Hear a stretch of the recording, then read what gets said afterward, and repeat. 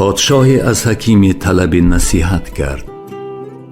حکیم گفت: از تو مسئله بپرسم، بی نفاق جواب گوی.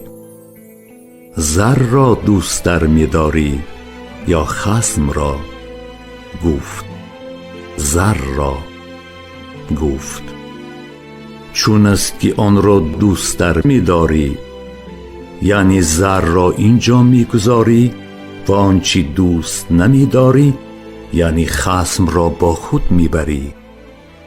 پادشاه بگریست و گفت: نیکو پندی دادی که همه پندها در این درج است.